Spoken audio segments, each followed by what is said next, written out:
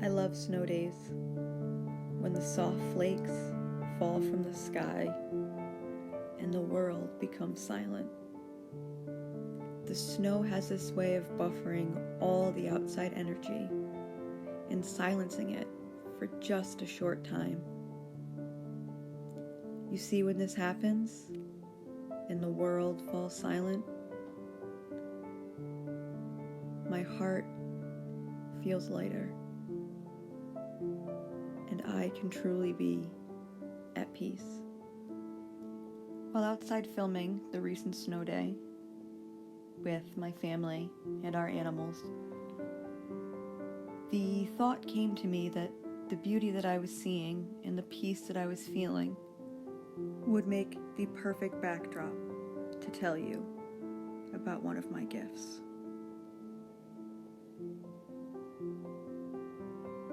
My superpower, as I like to call it, being that one of the few times that I am truly at peace and not working, as I so lovingly like to refer to it as, is when the world is silent like this, and when the world is at peace.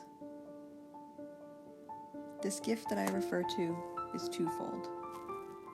The first, which was the part that took the longest growth and the longest time to figure out and nurture, is called clairsentience.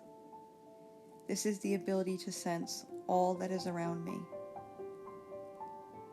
from animals, like my dogs, to plants, to the human beings who live beside me. I've been this way my entire life. My internal compass has always been strong, leading me through beautiful lessons and infinite love. I can feel every heartbeat, for it becomes my own. When the souls are at peace, a true connection can be made, and this is also where creation begins. You see, we as human beings carry thousands of years of ancestral trauma within our DNA.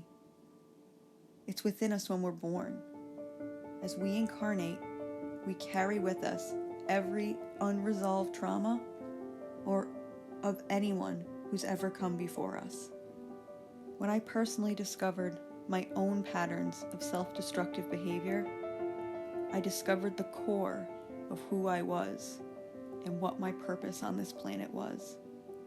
As I worked through and cleared density within my soul and within my body, I was then able to fill those spaces up with higher frequencies and love.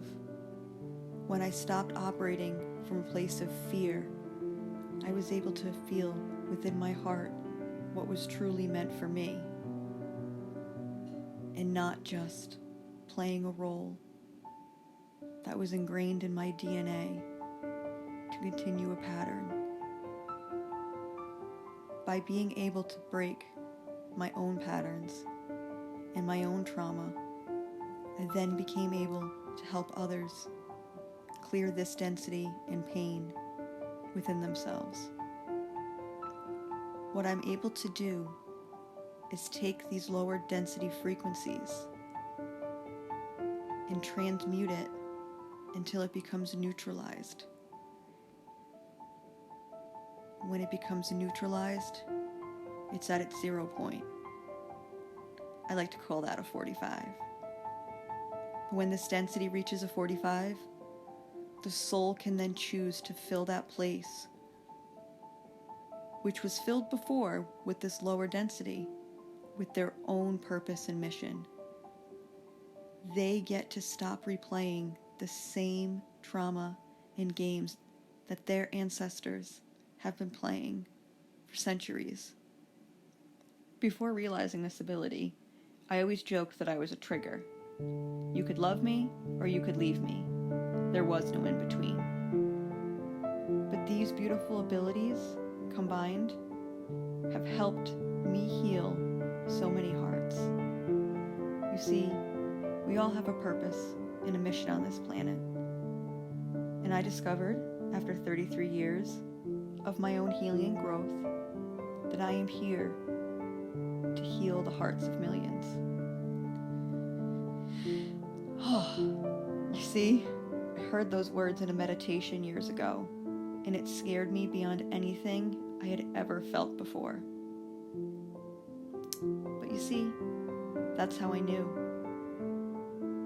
I knew that by feeling something that I had never felt before, that was the thing that I had to run towards, jump into it, a leap into the unknown, and to follow where my heart led.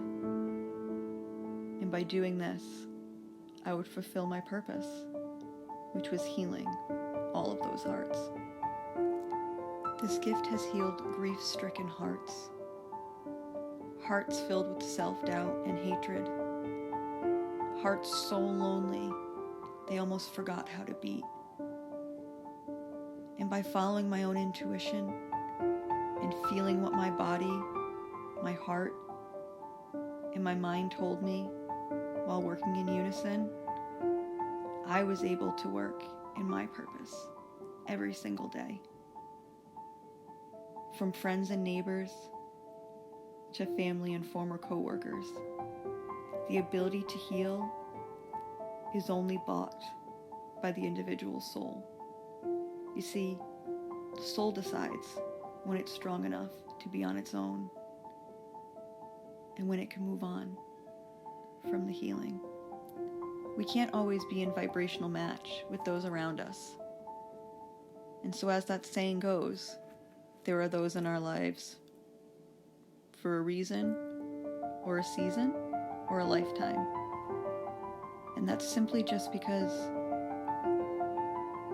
the energy and the frequency has to match in order for creation to happen, in order for these two souls to create beauty.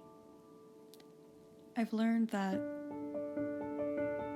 a lot of the things we held dear as children was our soul's way of reaching out and guiding us long before we let the program take over.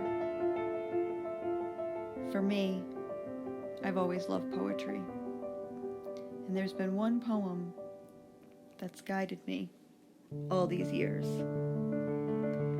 The words got hammered into my heart, and at times in my life have led me exactly where I needed to be. And so today, friends, I will leave you with the words of Robert Frost. Two roads diverged in a wood, and I took the one less traveled by, and that has made all the difference.